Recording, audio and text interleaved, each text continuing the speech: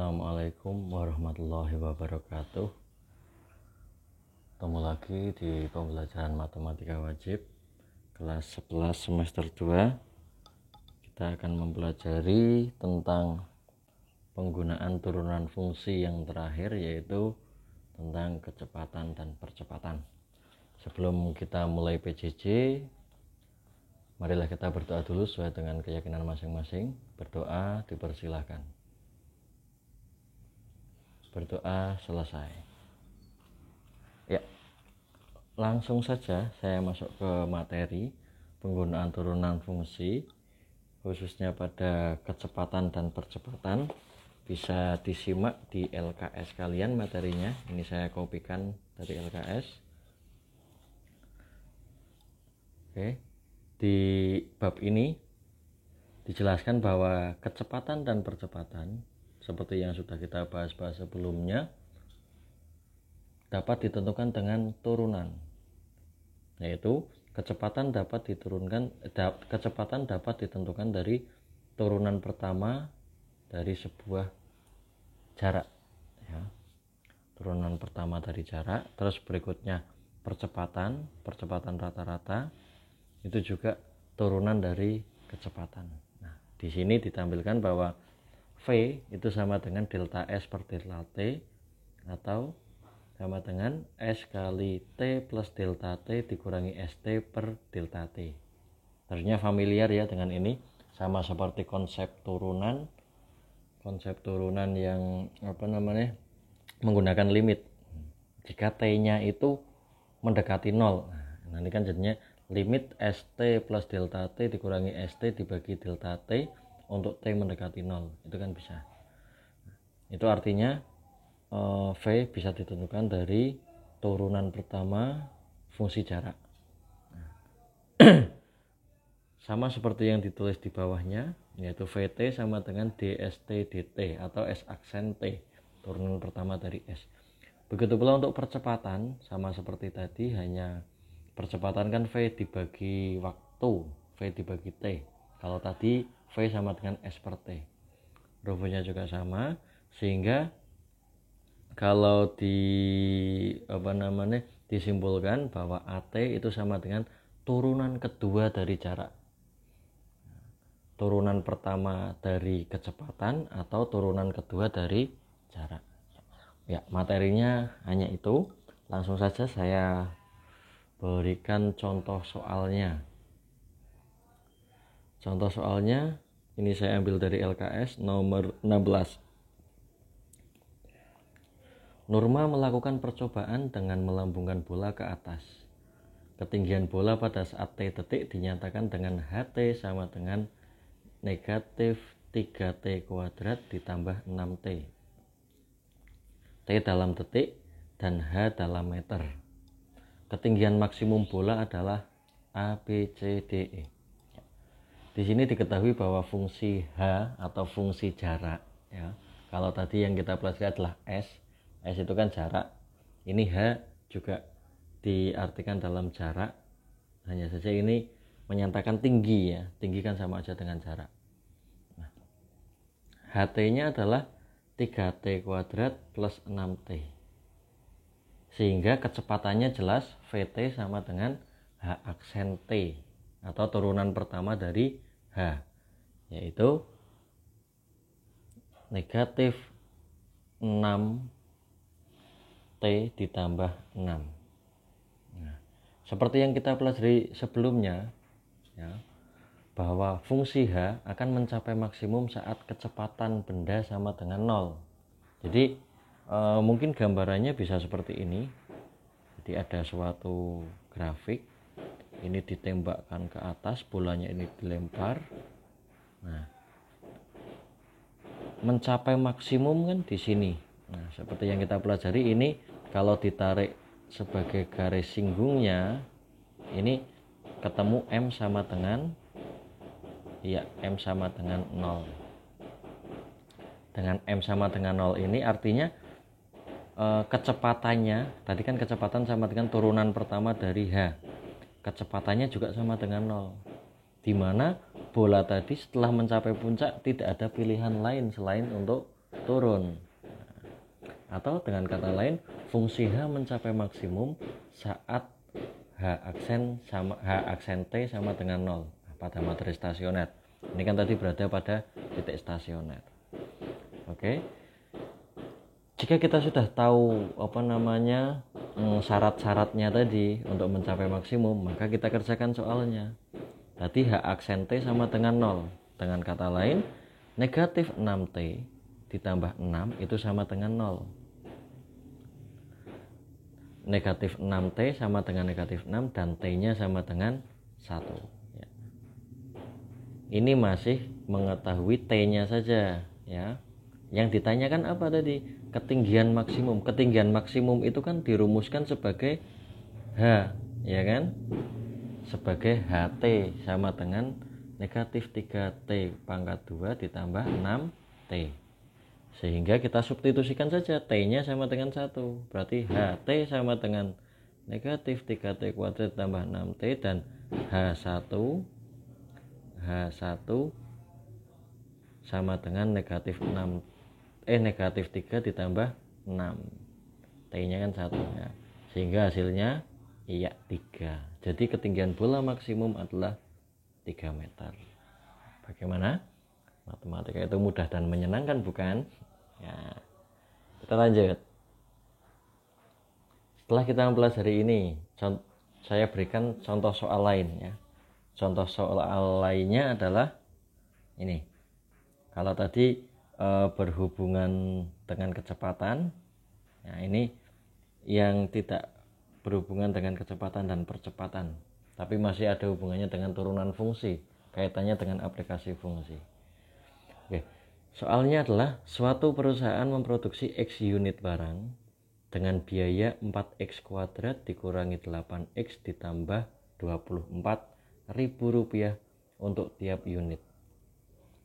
Jika barang tersebut terjual habis dengan harga 40.000 rupiah untuk setiap unit, maka keuntungan maksimum yang diperoleh perusahaan tersebut adalah A, B, C, D 16.000, 32.000, 8.000, 52.000 dan 64.000. Bagaimana cara mengerjakannya seperti ini? Nah, kita identifikasi dulu ya. Misal tadi Fx menyatakan total biaya produksi X barang ya, dan Gx menyatakan jumlah X unit barang dalam satuan ribu rupiah, dan Hx menyatakan keuntungan yang diperoleh atas penjualan X unit barang. Maka jelas bahwa Fx Fx-nya itu sama dengan tadi X dikali biayanya, ya kan?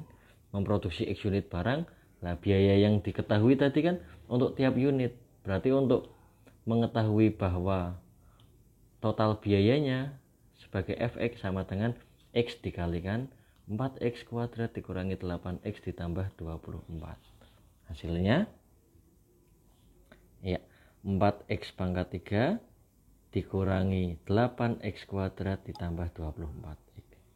Sedangkan Gx tadi menyatakan harga jual X unit barang dalam satuan ribu rupiah. Jadi jelas kalau harga maksi tadi terjual habis dengan harga 40.000 tiap unit, ya kan? Tadi X-nya diketahui itu, sehingga Gx-nya sama dengan 40X. Oke, terus berikutnya Hx menyatakan keuntungan yang diperoleh atas penjualan X unit barang. Hx otomatis Gx dikurangi Fx sama dengan ya. Kenapa tadi Gx 40X ya, bukan 40.000X? Karena ini dalam ribuan rupiah, berarti kita sesuaikan dulu Gx-nya. Nah, jelas Hx keuntungan itu sama dengan harga jual dikurangi modal. Harga jualnya tadi Gx, modalnya Fx, sehingga 40X dikurangi kurung buka 4X pangkat 3 dikurangi 8X kuadrat ditambah 24X, hasilnya negatif 4X pangkat 3 ditambah 8X kuadrat, terus ini 40 dikurangi 24 sama dengan 16X. Agar maksimum nilai turunan pertama Hx harus bernilai 0. Sama seperti tadi ya, berarti kita ambil titik stasionernya. Untuk mencapai maksimum berarti kita ambil titik stasionernya. Jadi kayak tadi ini jelas ya, posisi ini M sama dengan 0, sehingga bisa dituliskan sebagai H aksen X sama dengan 0. Turunan dari Hx adalah 12x kuadrat ditambah 16x ditambah 16, itu sama dengan 0. Untuk memudahkannya dibagi dengan negatif 4, sehingga ketemu persamaan 0 sama dengan 3x kuadrat dikurangi 4x dikurangi 4, dan difaktorkan menjadi 3x plus 2 kali x min 2. Dari persamaan ini diperoleh bahwa x itu sama dengan negatif 2/3 atau x sama dengan 2. Karena x menyatakan jumlah barang, ya kan, x nya kan jumlah barang, jadi kita ambil yang positif dan bukan pecahan, yaitu x sama dengan 2. Sama seperti tadi ya, sama seperti tadi kita baru menemukan x nya. Nah, yang akan kita cari apa? Keuntungan tadi kan kita sebutkan sebagai Hx ya. Berarti kita substitusikan saja 2 ke dalam Hx. Disubstitusikan menjadi negatif 4 kali 8 tambah 8 kali 4 ditambah 32, sehingga hasilnya 32. 32 ini tadi dalam ribuan. Iya. Berarti 32K nanti hasilnya. 32K itu 32.000 ya. Jadi keuntungan maksimum yang diperoleh perusahaan tersebut adalah Rp32.000, sehingga jawabannya iya B. Oke, semoga nggak ada pertanyaan ya, untuk penjelasannya mungkin singkat-singkat seperti ini, tapi semoga sudah paham. Lanjut soal berikutnya. Ini saya berikan soal contoh yang nyerempet-nyerempet masih ke matematikanya, berhubungan dengan bangun atau geometri. Soalnya adalah dari kawat yang panjangnya 500 meter akan dibuat kerangka balok yang salah satu rusuknya adalah 25 meter. Bayangkan dulu ya, kawat panjangnya 500 meter akan dibuat kerangka balok, salah satu rusuknya itu panjangnya 25 meter ya. Jika volume baloknya maksimum, maka panjang dua rusuk lainnya adalah titik-titik meter. Karena balok kalau kita sudah tahu, misalkan panjangnya tadi ya, panjang rusuk tadi sebagai panjang 25 meter, maka bisa kita tentukan lebar dan tingginya, gitu ya. Oke. Nah, ini berarti kalau yang diketahui tinggi berarti panjang dan lebarnya yang kita cari. Kalau yang diketahui lebar berarti panjang dan tingginya. Oke. Bagaimana cara mengerjakan soal seperti ini? Perhatikan. Kita pertama misalkan dulu 25 meter itu sebagai panjang. Boleh kok mau dimisalkan sebagai lebar atau mau dimisalkan sebagai tinggi, itu juga boleh. Tapi di sini saya coba jelaskan kalau dimisalkan sebagai panjang. Ya. Kalau sudah kita misalkan bahwa P sama dengan 25 meter atau panjangnya 25 meter, maka langkah berikutnya adalah coba kita nyatakan lebar atau L dan tinggi atau T dengan menggunakan keliling balok. Masih ingat ya? Keliling balok itu rumusnya 4 kali P tambah L tambah T. Tadi kan panjang kawatnya 500 meter, ya kan? Berarti kita tuliskan di sini sama dengan 500. Atau P tambah L tambah T sama dengan 500 dibagi 4, sehingga 125 hasilnya. P-nya tadi sudah diketahui 25, berarti 25 ditambah L ditambah T sama dengan 125. Jelas L tambah T sama dengan 100. Ya, dan L sama dengan 100 dikurangi T. Berarti kita sudah punya satu pernyataan bahwa L sama dengan 100 dikurangi T. Sampai sini semoga masih paham ya. Nah, terus berikutnya dari L tadi ya yang memuat variabel T, kita coba ubah menjadi, kita nyatakan menjadi persamaan volume. Nah, jadi jelas volume tadi yang memuat T itu sama dengan P kali L kali T. P-nya 25, L-nya 100 dikurangi T, dan T-nya masih tetap T. Ya, karena kita menggunakan variabel T. Sehingga 25 kali 100 itu 2500. Terus kali T, ya ini di belakang ada T-nya, berarti 2500 T. Terus 25 dikali negatif T dikali T, menjadi 25 T kuadrat. Ya. Sehingga bisa kita tentukan lagi untuk syarat syarat volume balok maksimum adalah saat turunan pertamanya sama dengan 0. Ingat ya, pelajaran stasioner. Untuk memaksimumkan atau untuk meminimumkan, kita bisa gunakan turunan pertamanya sama dengan 0. Atau untuk mencapai maksimum dan minimum, maka fungsi tersebut berada pada titik stasioner. Oke, kita tentukan T-nya dulu dengan cara tadi syaratnya V aksen T sama dengan 0. V aksen T sama dengan 0, dengan kata lain turunan pertama dari VT ini ya itu sama dengan 0, yaitu 2500 dikurangi 50T. 50 dari 2T ya. 2 kali 25T. Jadi 50T sama dengan 0. Sama terus menjadi 50T sama dengan 2500 dan T-nya sama dengan 50. Jelas kalau T sama dengan 50, maka L-nya adalah 100 dikurangi 50 sama dengan 50. Jadi panjang kedua rusuk lainnya adalah 50 meter. Jawabannya ya, 50 dan 50. Oke, itu aja materi kita hari ini. Semoga bermanfaat.